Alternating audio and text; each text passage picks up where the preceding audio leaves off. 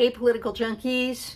This is the room where it happens. This is my office. Those are my books. The internet's over there. And there's wisdom all around. So, I just want to introduce a new feature, which is video blogging that's going to be coming to you via Substack. First couple ones are going to be free to get you to figure out whether you like it or not. They're going to be short, but I hope you're going to enjoy them because they're going to be a subscriber only feature. Okay, you subscribers, you've been waiting for subscriber only features. This is it. It is but one. Remember that if you subscribe for the entire year, you get a copy of my book, Political Junkies, free in the mail from me. So without further ado, let's go to Neil. And Neil Young, welcome to Political Junkies to talk about gay Republicans who had a big victory with the Republican platform 2 weeks ago. It seems a little weird because we're all about Kamala right now, particularly the gays and the lesbians are all about Kamala. But why were Republicans dropping the anti-gay planks that they have had in their agenda for decades? Well, two things that I think are significant to this is, first of all, gay Republicans have made this a priority for decades now. So they've been pushing for this for a long time. That said, their influence is pretty limited. But I do think that they're part of the development here. I think probably most importantly is just what we see from the Trump team, and this idea of sending these sort of social issues, if you will, back to the states, right? Abortion, same-sex marriage, potentially. But I think also this idea that the Trump inner circle really doesn't want to engage on these particular cultural issues, and so apparently the Trump team wanted to put the anti-marriage language aside, and they won this time. Okay, and the Trump team is saying, or rather, people speaking on their behalf, that this is a huge victory for gay people, but it doesn't seem like such a victory to me. Am I wrong about that? Well, I think there's a couple of things to note here. First of all, this is obviously historically significant that that language has been removed because it's been in place for a long time, and I think Right. it's not nothing. And also, what else is still in the platform? There's some pretty pointed anti-trans language, although even that has been moderated a little bit. But certainly, the gay Republicans are boasting that this is a big breakthrough. But I think that one of the things that's been so interesting is in previous years, when there has been this anti-marriage language in the platform, gay Republicans and even a lot of moderate Republicans have said the platform doesn't really matter. Don't pay attention to the platform. It's just this document that, the conservatives are really all over. What matters is what a president does. And I think what's interesting now is the platform is being made to be this big deal, that this is some sort of significant document for the future when we have things like Project 2025, which might actually be the better thing to be watching. And also when you have, for the first time in several years now, Republican support for same-sex marriage going back under 50% recently. So what's the leading sort of indicator here? What's the most important thing we should be looking at right now? Yeah, the platform's significant. Is it the document and the path towards the future? I'm not so sure.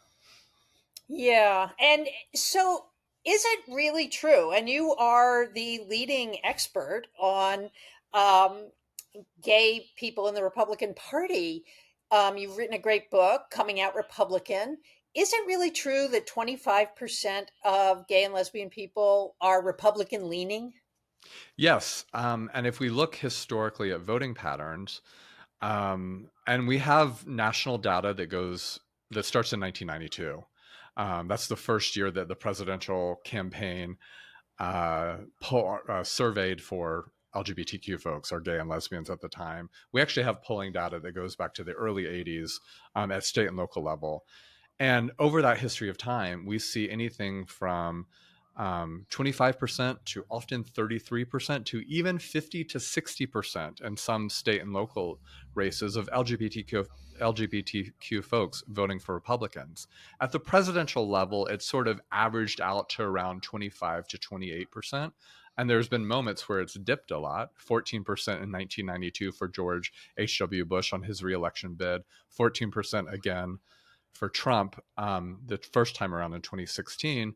But the average is more like a quarter to a third of gay folks vote for Republican presidential candidates. Well, that's really interesting. So, years ago, we added the T to the L, the G, and the B. But I've actually had gay men and lesbians say to me, actually, they don't support trans people.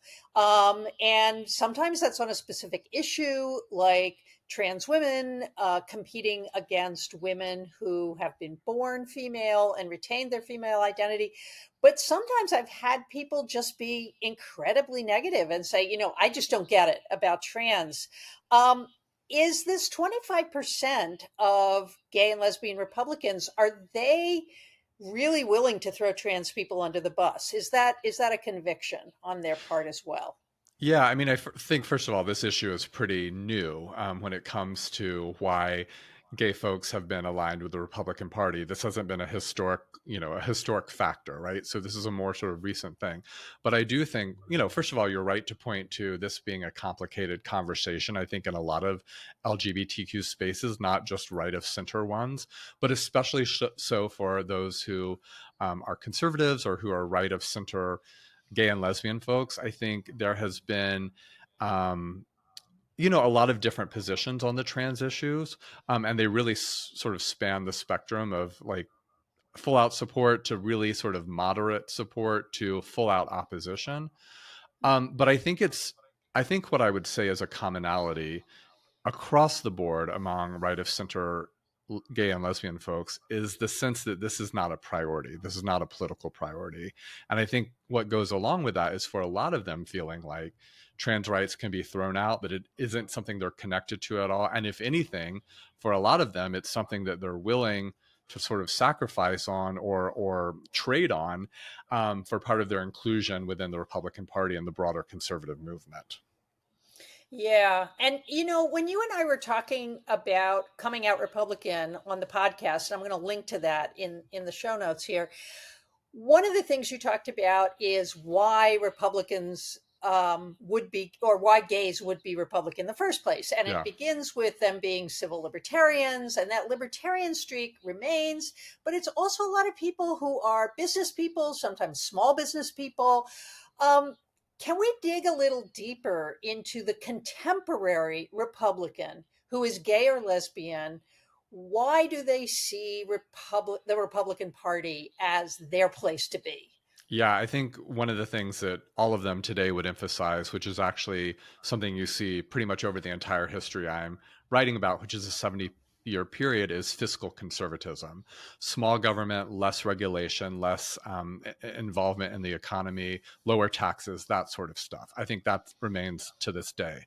What I think has really changed is sort of this cultural politics that a lot of gay Republicans have taken on that's much more sort of anti woke, right? To use the language of right now, that really feels like general conservatism today, the sort of cable news, social media driven conservatism that targets sort of the left, including the LGBTQ left, as being out of touch, as being radical, as being sort of cultural revolutionaries. And so I think that that's been an interesting thing to see develop in the sort of Trump era. Gay Republicans looking a lot more like Republicans in general, in a way that Mhm. over the most of the history that I'm writing about, they sort of are straddling this position of being sort of outsiders of the general kind of cultural disposition of Republicans, even if they hold those sort of like fiscal conservative views and the national security views. But I think that especially gay white men who are quite prominent on conservative media, including places like Fox News and Breitbart, they've found this anti woke politics the key to their success and their inclusion and their visibility within this conservative media sphere. And I think, more broadly among gay Republicans who identify now as such, they retain this sense that the LGBTQ movement has gone too far. That gay rights have been achieved, we can move on. And so there's sort of like a cultural conservatism that I think is of much more recent origin for gay Republicans. Yeah, and there was a an article that we both read from Newsweek, which I'm going to link to in the show notes, in which the guy, I think his name is Palumbo, who's a Yeah, Brad conservative Palumbo. journalist, and he said, actually, no Supreme Court is going to go after Obergefell. That's just a scare tactic. And, now that the Republican flank has gotten rid of the language of traditional marriage, has gotten rid of its homophobia, gay and lesbian people can just relax and vote Republican. But that's not right, is it?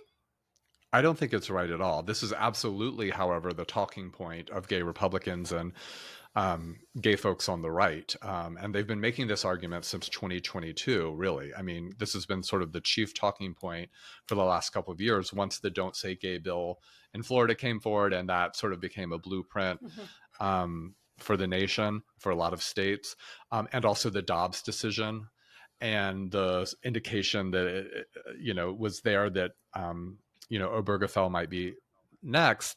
Gay Republicans have insisted, no, this is written in stone, this is settled, this is it won't be overturned.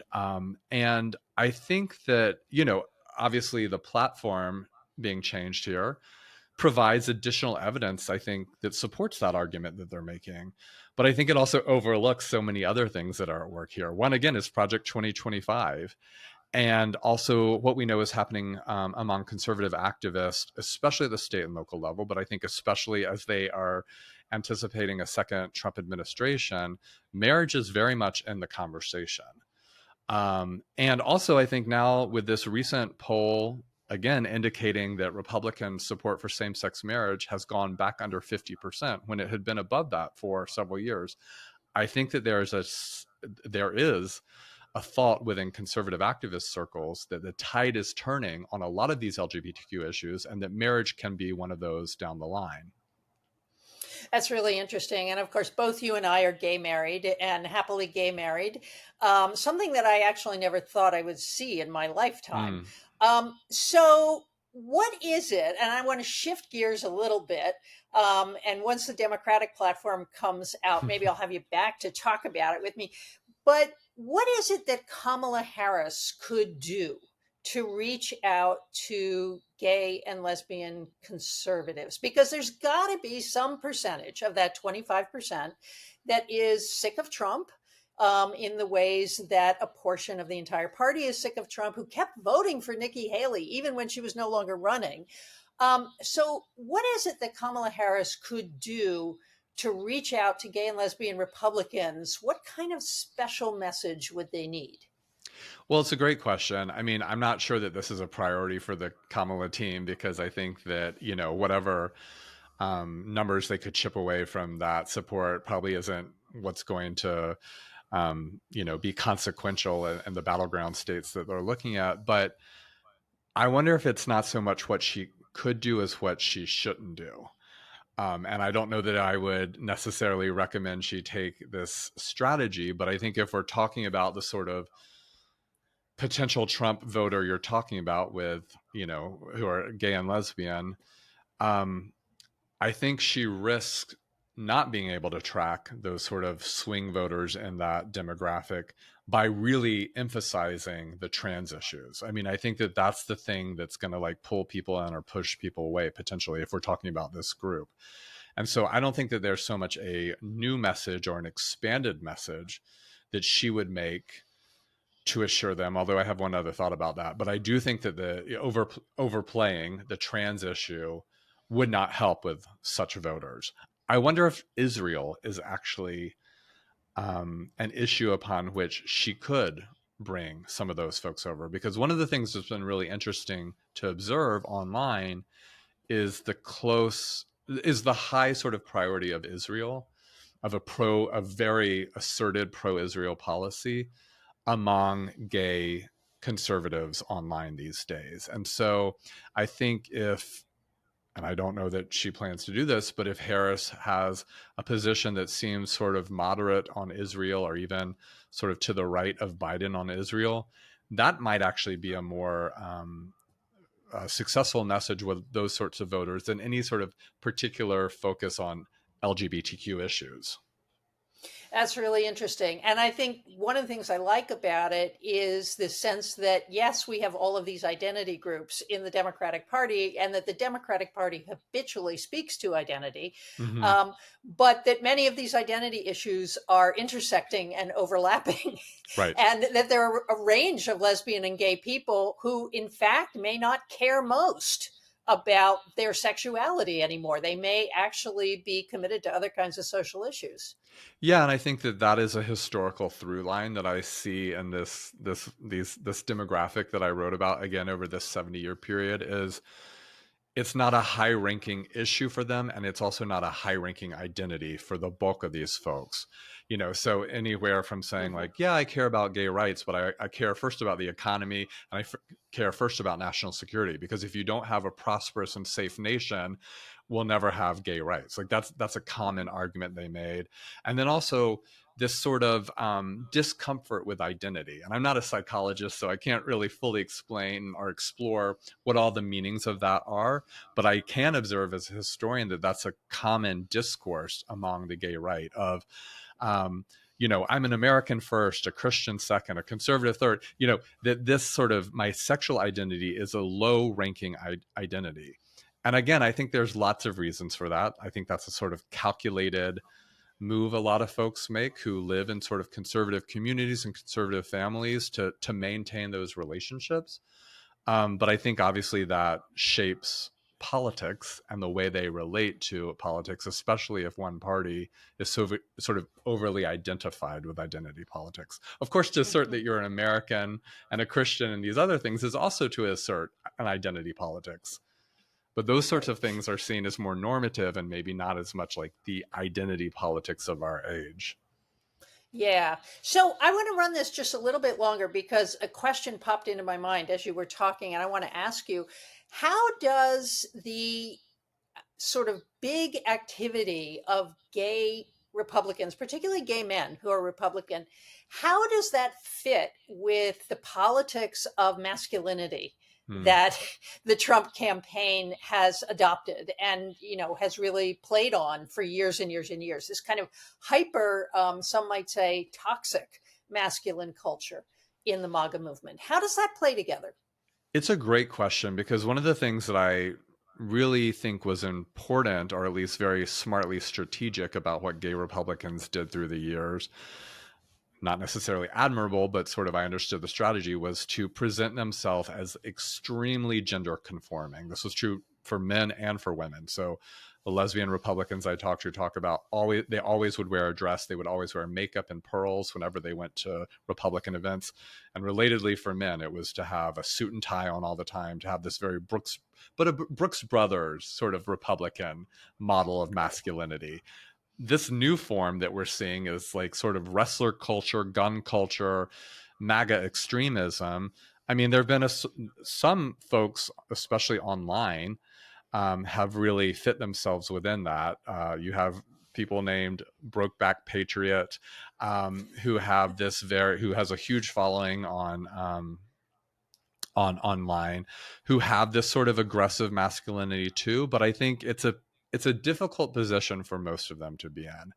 I think where they fit into the sort of overtly masculine is maybe not so much in the presentation as in the sort of temperament and psychology. And so this like aggressive um, cable news persona that's all the more magnified online of the gotcha politics, the sort of seek and destroy way of being online. I think that that is sort of the Trumpist masculinity that they fit within.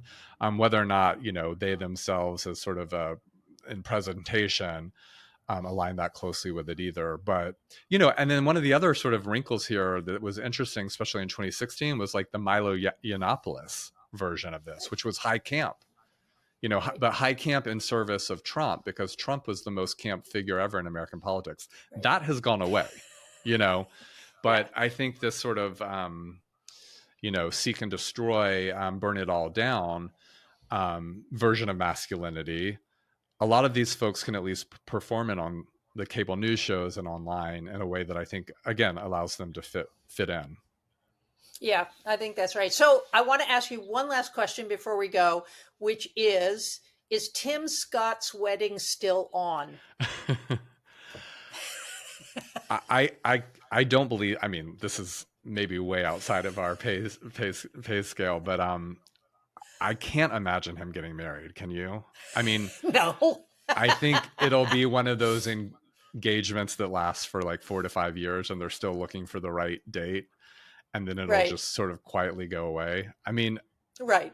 he's going to stay in the Senate, so I think that does make, he's still in the public eye in the way that if he ran for office and didn't get elected and then joined a private equity firm in New York, like he could get out of Right. this. But I don't think so. Do you, Claire? No, I do not. I've never seen anything more awkward than the two of them talking about their relationship and their engagement, and the way that Fox News has played along with that is just an embarrassment to everyone. But best of luck to them. Best of luck to them, and have a great future, both of you. Neil, thank you so much. I'm going to put a link to Coming Out Republican in the show notes. I'm also going to put a link to our longer interview about that book. And I hope you're going to be back on the show as the political season unrolls. I'd love that. We have a lot to talk about, and I think things are only going to get crazier. So hopefully we can chat about it. Oh, yeah. Okay. Neil, thanks so much. Thank you.